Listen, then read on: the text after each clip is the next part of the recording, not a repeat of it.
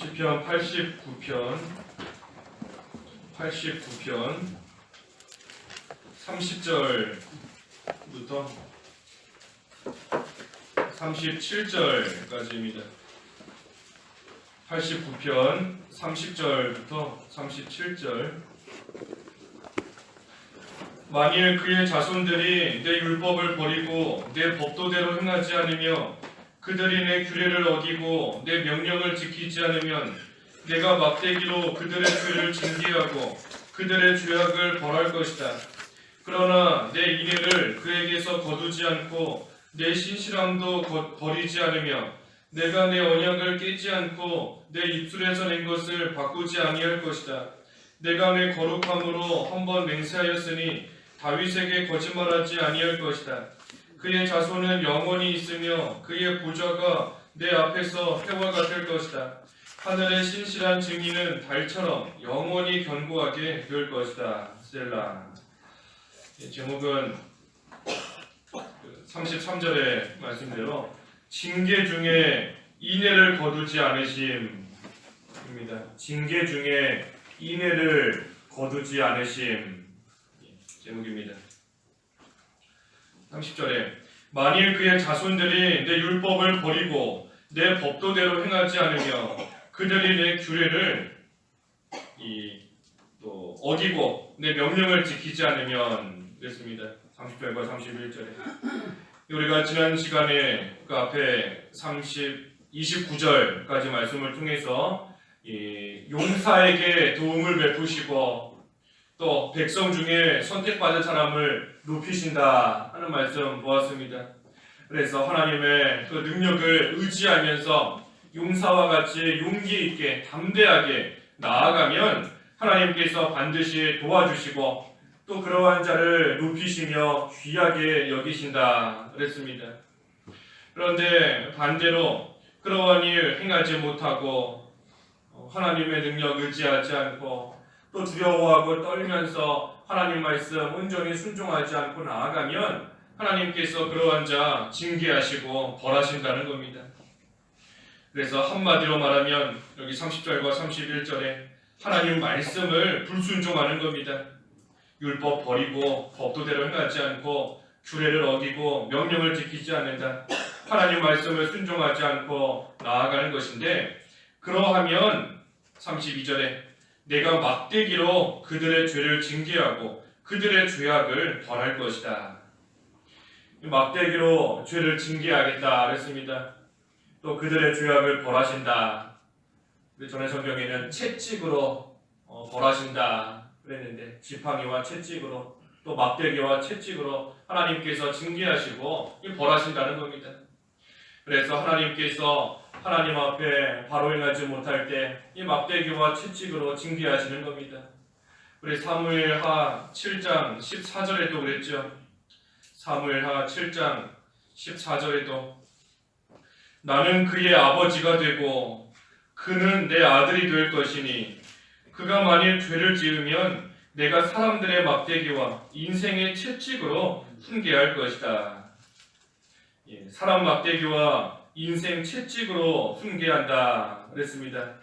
사람이 가시 노릇을 하고 또 잘 지내던 그러한 사람과의 관계가 흐트러져 버리고 또 인생이 고달프고 힘들게 되어버리고 하나님께서 인생 채찍으로 치시는 겁니다.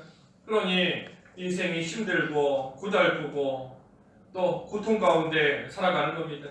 또 사람 막대기로서 하나님이 치시니 이 사람들과의 관계로 인해서 많은 어려움을 겪고 친구가 한순간에 대적이 되고 원수가 되고 가족 간에 문제가 생기고 하나님께서 사람 막대기로 인생 채찍으로 치시는 겁니다. 하지만 그러한 가운데서도 아주 멸망시키지 않으시고 징계하셔서 회개하고 살게 하시는 겁니다.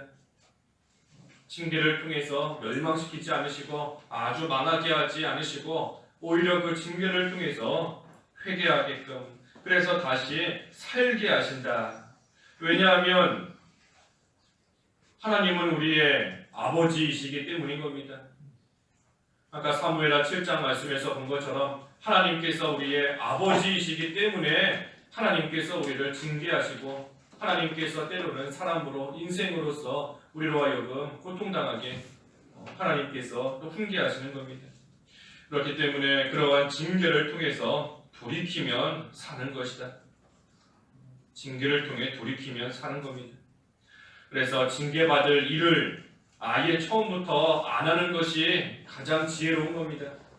징계받을 일 아예 안 하는 것이 가장 지혜로운 것이고, 하지만 설령 죄를 지었다 할지라도 그 징계 중에서 돌이키고 그래서 그 죄에서 떠나면 소망이 있는 겁니다.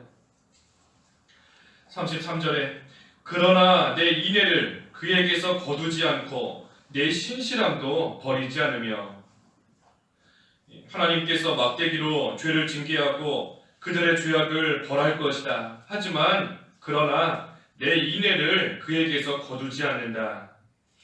하나님의 백성이 또 하나님의 자녀가 죄를 지으면 막대기와 채찍으로 징계하시지만 사실은 그것이 하나님의 사랑이라는 겁니다. 하나님의 인애, 하나님의 사랑이라는 겁니다. 만약에 하나님께서 사랑하시지 않으면 징계하시지도 않는 겁니다. 왜냐하면 하나님의 자녀가 아닌데, 하나님은 그들의 아버지가 아니신데 아무리 죄 짓고 악한 길로 걸어가도 징계하시지 않는 겁니다. 내버려 두시는 겁니다. 하지만 하나님께서 우리의 아버지이시기 때문에 하나님께서 우리를 사랑하심으로 징계하신다. 바꿔 말하면 우리가 만나는 어떠한 상황에서도 하나님의 사랑은 계속되는 겁니다. 하나님께서 인애를 거두지 않으신다. 어떠한 상황 속에서도 어떠한 환경 속에서도 사람이 막대기 역할을 하고 또 인생이 채찍과 같이 우리에게 참 큰 고통과 어려움이 있게 한다 할지라도 그 가운데 하나님께서 인애를, 사랑을 결코 거두시는 것이, 없애신 것이 아니라는 겁니다. 그래서 그렇기 때문에 우리는 징계를 받을 때에도 그 징계로서 죽거나 망하는 것이 아닌 겁니다. 하나님의 사랑이 계속되는 것이기 때문에. 그래서 징계는 우리를 죽게 하는 것이 아니라 우리를 살리는 겁니다. 징계는 우리를 망하게 하는 것이 아니고 우리를 다시금 살게 하는 겁니다. 살리는 겁니다. 살리는 것이 징계인 겁니다. 하지만 회개하지 않으면 그 고통이 계속되기 때문에 거반 죽는 것과 별반 다를 것이 없게 되는 겁니다. 징계로서 하나님이 우리를 죽이시는 것이 아니지만, 하지만 회개하지 않으니 그 고통이 계속 이어짐으로 인해서 죽는 것과 똑같은 그러한 가운데, 고통 가운데 빠지게 된다. 하지만 그 가운데서도 하나님께서는 인애를 거두지 않으시는 것이다. 그러니 결코 죽지는 않는 겁니다. 또 내 신실함도 버리지 않는다. 신실함도 버리지 않는다. 그래서 34절에도 내가 내 언약을 깨지 않고 내 입술에서 낸 것을 바꾸지 아니할 것이다. 하나님께서 신실함으로써 그 언약을 이루신다는 겁니다. 하나님의 신실함으로 언약을 깨지 않고 하나님께서 입술에서 낸 것, 다시 말해 하나님의 말씀을 바꾸지 않으신다. 그러니 하나님 앞에 죄 지으면 하나님께서 징계하겠다. 반드시 이루어지는 겁니다.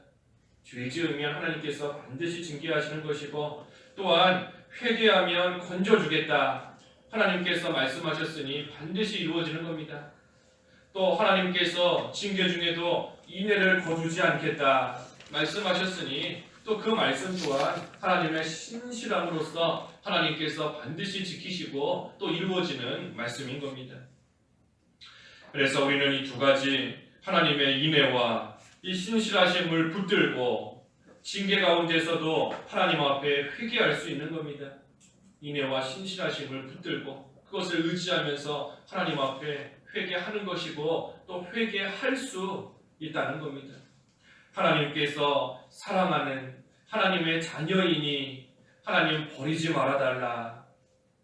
하나님께서 참으로 사랑하셔서 독생자까지 내어주시며 구속해주시고 건져주신 그러한 하나님의 자녀 아닙니까? 그러니 하나님께서 불쌍히 여기시고 이러한 되지 못한 가운데 지금까지 살아왔지만 하나님께서 부디 건져주시고 다시금 깨끗한 자로 만들어달라. 그 하나님의 인애, 그 사랑을 붙잡고 하나님 앞에 회개할 수 있는 겁니다. 또 하나님의 신실하심을 붙들고 회개할 수 있다. 하나님께서 분명히 회개하면 긍휼을 베푸신다 약속하셨고, 어떠한 죄, 주홍빛 같은 죄를 지었어도 회개하면 흰눈과 같이 하얗게 깨끗하게 만들어주겠다. 하나님께서 분명히 하나님의 입술로서 말씀하시고, 하나님께서 우리에게 주신 언약이니 하나님의 그 신실하심으로써 그 말씀을 이루어달라. 내가 되지 못하고 악한 자이지만 하나님 앞에 회개할 때 그 말씀대로 하나님께서 다시금 건져달라. 그 하나님의 신실하심을 붙잡고 또 우리는 회개하는 겁니다. 하나님께서 신실하시지 않다면 우리에게는 회개할 소망이 없는 겁니다. 하지만 하나님께서 신실하시고 미쁘시고 또 모든 말씀 반드시 이루시는 하나님이시기에 우리는 죄 가운데서도 돌이킬 소망이, 회개할 소망이, 다시금 일어날 소망이 있는 겁니다. 35절에 내가 내 거룩함으로 한번 맹세하였으니 다윗에게 거짓말하지 아니할 것이다. 하나님께서 거룩함으로써 맹세하셨다 그랬습니다. 거룩함으로 맹세하셨다. 거룩함은 하나님의 변치 않는 속성 가운데 하나인 겁니다. 하나님의 변하지 않는 그러한 속성 가운데 하나가 하나님의 거룩함인 겁니다. 그래서 하나님께서 그 거룩함을 두고 맹세하셨다. 하나님께서 맹세하신 거 결코 변치 않는다는 겁니다. 결코 변치 않는 겁니다. 하나님이 또한 거룩하신데 하나님께서 거짓말하실 수 없다는 겁니다. 거룩함을 두고 맹세하신 겁니다. 변치 않는 하나님이시고 하나님은 거짓말하지 않으시는 하나님이시니 하나님께서 우리에게 약속하신 거 반드시 이루신다. 우리에게 맹세하신 거 반드시 이루신다. 그것을 하나님의 거룩함을 두고 우리에게 맹세하신 겁니다. 찬송가 가사에도 당신의 거룩함을 두고 맹세한 하나님 아버지 참 미쁘시다 그랬는데 거룩함으로써 맹세하신 겁니다. 그렇기 때문에 우리가 약속의 말씀을 믿고 회개하기만 하면 사는 겁니다. 하나님의 약속을 믿고 회개하기면 산다. 그것은 분명하고 확실한 겁니다. 회개했는데도 하나님께서 건져주시지 않는다. 그런 일 없는 겁니다. 왜냐하면 하나님께서 확실하게 맹세하셨기 때문에, 거룩함을 두고 확실하게 우리에게 약속하셨기 때문에 우리가 회개하면 사는 거, 회개하면 하나님이 건져주시는 거, 그것은 확실한 일인 것이고 결코 변치 않고 분명한 일이다 하는 겁니다. 그리고 또 한 가지, 하나님께서 이처럼 변치 않는 하나님이신 것처럼 우리도 이제는 변함이 없는 그러한 생활이 되어야 됩니다. 하나님이 변치 않은 하나님이신데 우리가 변하면 안 되는 겁니다. 우리도 이제는 변치 않는 그러한 삶이 되어야 된다. 우리가 하나님을 잘 섬기다가 죄를 짓는다 하면 그것은 변하는 겁니다. 끝까지 하나님을 잘 섬겨야지, 한결같이 하나님을 잘 섬기고 하나님께 순종하며 나아가야 되는 것인데, 하나님을 섬긴다 하다가 어느 시점에서 죄 짓고 하나님을 배반하고 하나님을 떠난다 하면 그것은 변한 겁니다. 우리가 징계받을 때에는 하나님 앞에 회개하면서 다시는 죄 짓지 않겠습니다. 내가 이제 2번 다시는 하나님 앞에 죄 짓는 생활 하지 않겠습니다. 그렇게 회개하고 나고서는 얼마 안 가서 또 죄 짓는다 하면 변한 겁니다. 변해버린 겁니다. 사사기에 나오는 이스라엘 백성들의 모습과 같이 하나님 앞에 부르짖고 나아가다가 얼마 안 가서 또 변해버리는 겁니다.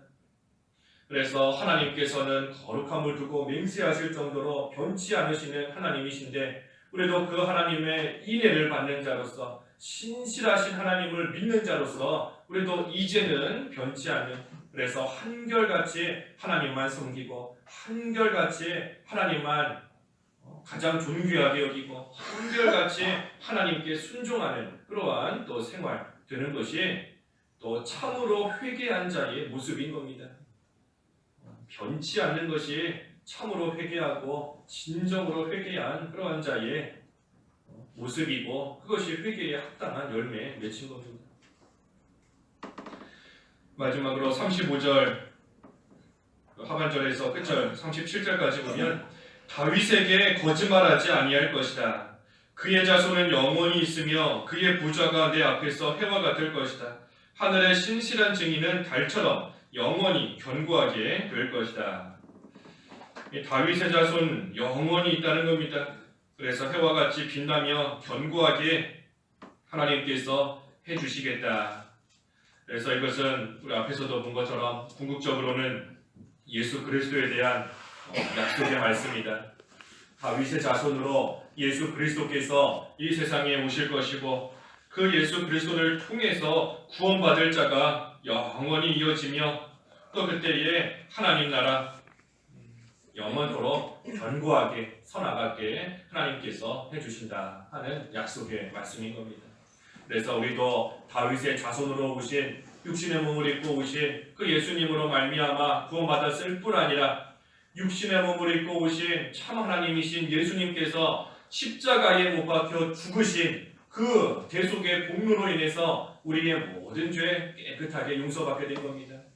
하지만 죄 용서받은 그러한 자로서 우리가 또다시 하나님 앞에 죄지고 나아가면 하나님은 우리의 아버지이시기 때문에 우리를 사랑하심으로 다시 징계하시는 겁니다. 또 징계하시고 하지만 중요한 것은 그 징계 중에서도 결코 인애를 거두시지 않는다.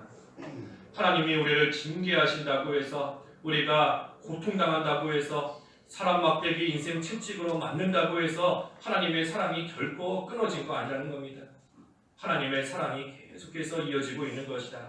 그러니 우리는 그 하나님의 사랑 또 하나님의 신실하심을 붙잡고 의지하면서 하나님 앞에 되지 못한 거 철저하게 회개하고 나아가면 하나님께서 맹세하신 대로 약속하신 대로 우리를 다시금 건져주시고 또 살리시는 그러한 하나님이신 겁니다. 기도하겠습니다. 하나님의 은혜를 감사합니다. 하나님 앞에 되지 못한 모습으로 살아갈 때에 하나님은 우리의 아버지이심으로 하나님의 자녀된 우리를 징계하시지만 그 징계 중에도 인애를 거두지 아니하신다 하셨사오니 참으로 감사합니다. 어떠한 상황에서도 하나님의 사랑이 계속 우리와 함께한다는 것을 늘 생각할 때에 비록 일시적으로 하나님 앞에 죄 지을 때가 있다 할지라도 그 하나님의 사랑을 다시 붙잡고 또 그 사랑을 기억하고 또 하나님의 신실하심을 의지하며 하나님 앞에 진정으로 회개함으로써 하나님께서 다시 건지시고 다시 살리시고 다시 하나님의 자녀로 온전한 모습으로 살아가게 하시는 그 은혜 가운데 다 들어갈 수 있도록 저희들을 붙들어 주시옵소서. 예수님의 이름으로 기도하옵나이다. 아멘.